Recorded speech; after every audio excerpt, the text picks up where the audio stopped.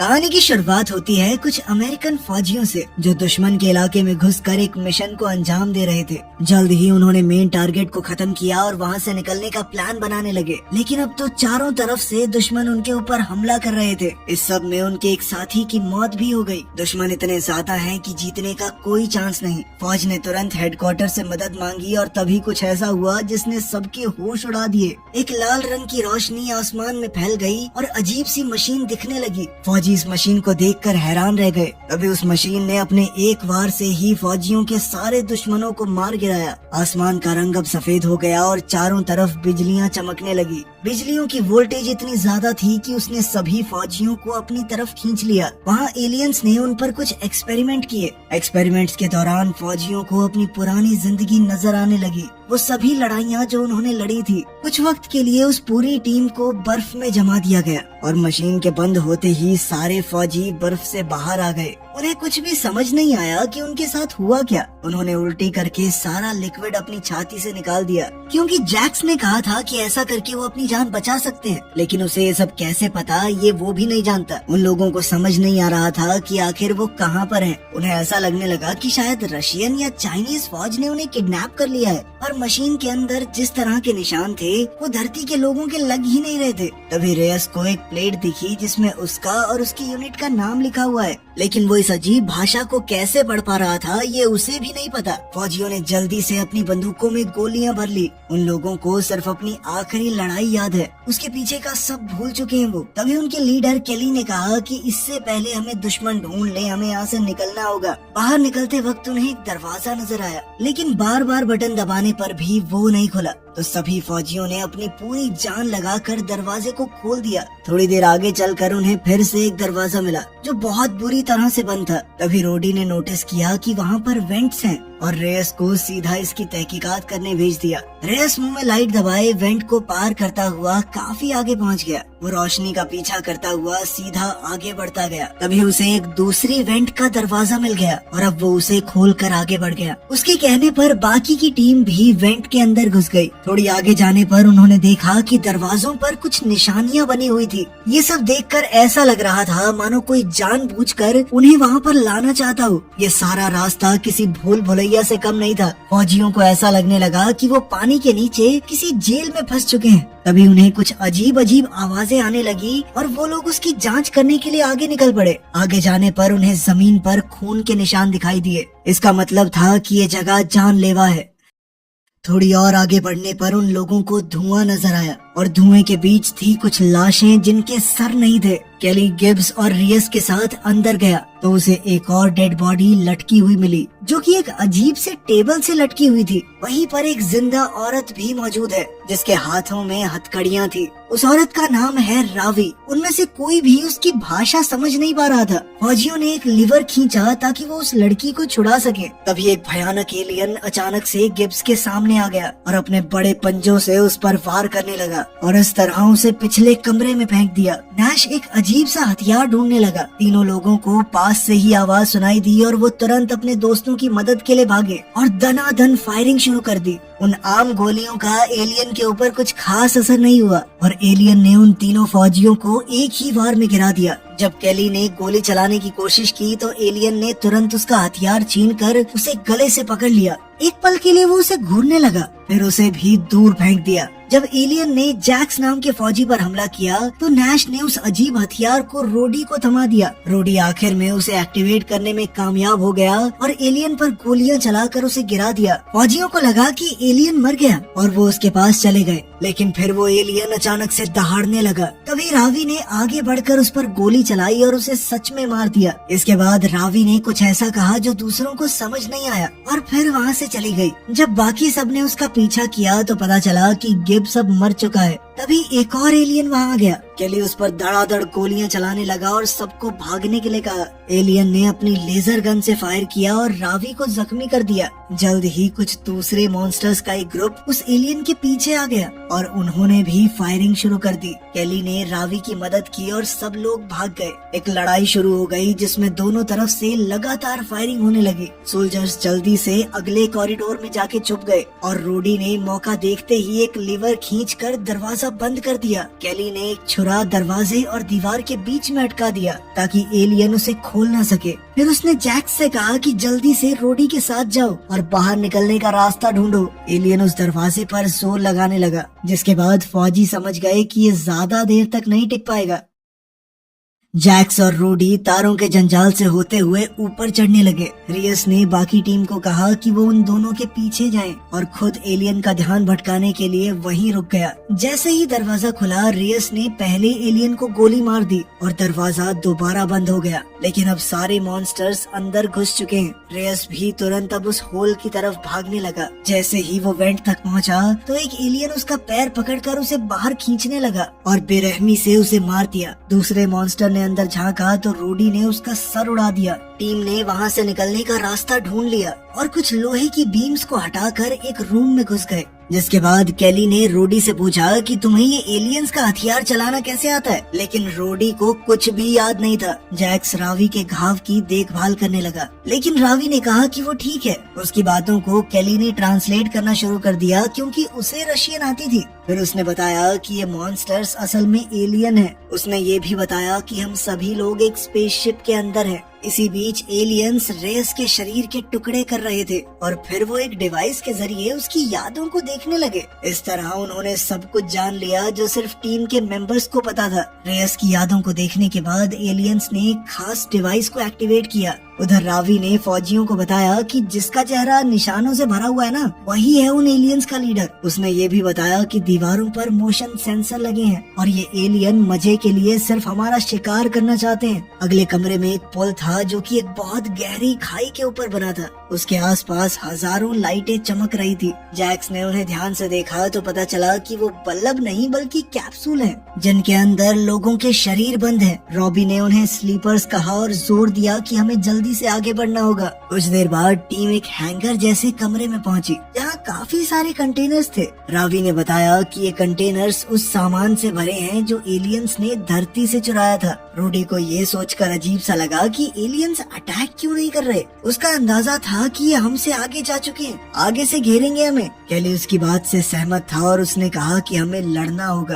तभी जैक्स ने कहा कि मैं पता लगाता हूँ कहाँ पे है ये। वो हॉलवे में जाकर गाना गाने लगा ताकि एलियंस का ध्यान उसकी तरफ बढ़ जाए। जैसे ही एलियंस उसकी आवाज के पीछे आए तो जैक्स ने उन पर गोलियां चला दी। थोड़ी देर फायरिंग करने के बाद उन्होंने भागना शुरू कर दिया ताकि एलियंस उनका पीछा करते रहे। जैक्स कभी कभी पीछे मुड़कर गोलियां चलाने लगता, जिससे एलियंस का बिगड़ता तो कुछ भी नहीं था, बल्कि अब वो और गुस्से में आ गए। आखिरकार वो हैंगर तक पहुंचा और एलियंस को चढ़ाने लगा ताकि वो उसके पीछे अंदर आ जाएं। जैसे ही वो उन सबको लेकर अंदर पहुंचा, नैश ने उनमें से एक के सर पर स्नाइपर से गोली चलाकर उड़ा दिया। फिर बाकी टीम भी चारों तरफ से बाहर निकली और सब एक के बाद एक गोलियां चलाकर एलियंस को एक एक करके मारने लगे। लेकिन जैसे ही सब कुछ खत्म हुआ, रॉबी कहने लगी कि ये सब कुछ बहुत आसान था, हमने इतनी आसानी से कैसे मार दिया उन्हें, कुछ तो दाल में काला है। लगभग 2 मिनट बाद ही कई सारे एलियंस हैंगर में घुस आए। टीम ने तुरंत फायरिंग शुरू कर दी, लेकिन इस बार एलियंस के पास बहुत मजबूत शील्ड थी, जिनकी वजह से नैश की एक भी गोली अपने टारगेट पर नहीं लगी। अब भागते हुए नैश एक के बाद एक उन कंटेनर्स के ऊपर छलांग मारने लगा, लेकिन देखते ही देखते वो अपनी टीम से अलग हो गया। सब लोग एक दरवाजे की तरफ दौड़े, लेकिन जैक्स की पीठ में ऐन वक्त पर गोली लग गई और वो मौके पर ही मारा गया। नैश ने दुखी होकर चिल्लाते हुए बदला लेने के लिए उस एलियन के सर में गोली दाग दी। बचे हुए 4 लोग हैंगर से निकले और एक कॉरिडोर में छुप गए। वहाँ से भी वो कुछ समय तक फायरिंग करते रहे। तभी रावी ने एक हैंडल ढूंढ लिया और दरवाजा बंद कर दिया। दूसरी तरफ से भी एलियंस आ रहे थे, इसीलिए टीम जल्द से जल्द वहाँ से निकल गई। अब वो सभी लोग एक टनल से स्लाइड करके नीचे गिरने लगे, जहाँ उन्हें एक पूल मिला जो हड्डियों और सड़ी गली लाशों से भरा था। वहाँ से इतनी गंदी स्मेल आ रही थी कि इन लोगों ने उल्टी ही कर दी। तभी ऊपर से किसी की आवाज सुनाई दी। जब रावी ने ऊपर देखा तो वो हैरान रह गई। वहाँ उसकी माँ आन्या थी, जिसने तुरंत एक रस्सी नीचे फेंक दी। रावी उसे पकड़कर ऊपर चढ़ गई और माँ बेटी ने एक दूसरे को गले लगा लिया। बाकी फौजी भी रस्सी से ऊपर चढ़ने लगे और केली ने आन्या की यूनिफॉर्म देखकर पहचान लिया कि वो एक रशियन फौजी है। आन्या सभी सेंसर्स से बचते बचाते सभी लोगों को कॉरिडोर के रास्ते से ले गई। उसने उन्हें फ्लोर में एक हैच दिखाया, जहाँ से सब बेसमेंट में उतरने लगे। जिसके बाद आन्या ने दरवाजा लॉक कर दिया। आन्या ने बताया कि मुझे तो याद भी नहीं मैं कब आई थी यहाँ पर, लेकिन उसने अंदाजा लगाया कि 20-30 साल तो हो चुके हैं इस शिप में मुझे। तभी फौजियों को समझ आया कि रावी तो मतलब इस स्पेसशिप में ही पैदा हुई है। साथ ही आन्या ने बताया कि इन एलियंस ने धरती पर हमला किया था। इंसानों ने कई साल पहले स्पेस में अपना एक ड्रोन भेजा था, उसमें एक मैप था ताकि अच्छे एलियंस को धरती पर बुलाया जा सके, लेकिन ये मैप मिल गया खतरनाक एलियंस को और उन्होंने उसका इस्तेमाल करके धरती पर हमला कर दिया। सबसे पहले उन्होंने दुनिया के सबसे बड़े बड़े मिलिट्री स्ट्रैटेजिस्ट को किडनैप कर लिया, उनके दिमाग से मशीन्स को कनेक्ट करके उनकी सोच और युद्ध के तरीके सीखे। इससे एलियंस को समझ आ गया कि आखिर इंसान किस तरीके से लड़ते हैं, जिसके बाद उन्होंने कुछ ही हफ्तों में पूरी धरती को बर्बाद करके रख दिया। एलियंस और इंसानों के दिमाग जब आपस में जुड़ गए तो पूरा फायदा सिर्फ एलियंस को नहीं हुआ, कई इंसान कुछ ऐसी चीजें सीख गए जो मतलब ही नहीं था कि उन्हें आती हो। आन्या के अंदर अब एलियंस को दूर से सुनने और समझने की ताकत आ चुकी है और उसे पता चला कि इस वक्त एलियंस अपनी शिप को ठीक करने की कोशिश कर रहे हैं। अगर वो इसे सही करके अपने प्लेनेट से बातचीत कर पाए तो और भी एलियंस वहाँ आ जाएंगे, इसीलिए उन लोगों को ऐसा होने से पहले ही इन्हें रोकना होगा। रावी के पिता ने ही एक बार रिएक्टर को खराब किया था, जिस वजह से सिस्टम फेल हुआ और वो लोग जाग पाए, लेकिन उनकी पूरी टीम उस मिशन में मर गई। इसीलिए अब आन्या को उन सब की मदद चाहिए। पूरी टीम ने फैसला लिया कि अब वो भाग तो नहीं सकते, तो अब उन्हें लड़ना होगा। वो आन्या के साथ मिलकर एक प्लान बनाने लगे। अंदाजा है कि इस जहाज में अब सिर्फ 24 एलियंस बचे हैं। उनका कमांड सेंटर सबसे ऊपर वाले फ्लोर पर है, जहाँ सबसे ज्यादा सिक्योरिटी भी है। वेंट्स के जरिए वहाँ तक पहुँचा तो जा सकता है, लेकिन उन एलियंस को तुरंत उनके आने का पता चल जाएगा। किस्मत से आन्या के पास काफी सारे बम थे। अब वो सभी रेंगते हुए वेंट्स के जरिए टॉप डेक तक पहुँच गए। रोडी और केली ने फैसला लिया कि वो एलियंस का ध्यान भटकाएंगे, जबकि नैश और आन्या के साथ बाकी औरतें बम सेट करेंगी। आन्या ने केली को एक चुराई हुई चीज दी जो उसे शील्ड बनाने में मदद करेगी। टीम अब जल्दी से 2 हिस्सों में बट गई। नैश की टीम कमांड सेंटर के ऊपर बैल्कनी में पहुंची, जहां से वो एलियन गार्ड्स को देखते हैं। दूसरी तरफ केली और रॉबी एक कॉरिडोर में जाते हैं, जहां उन्हें खून से सना हुआ सेंसर मिला। अब वो दूसरा सेंसर ढूंढने लगे,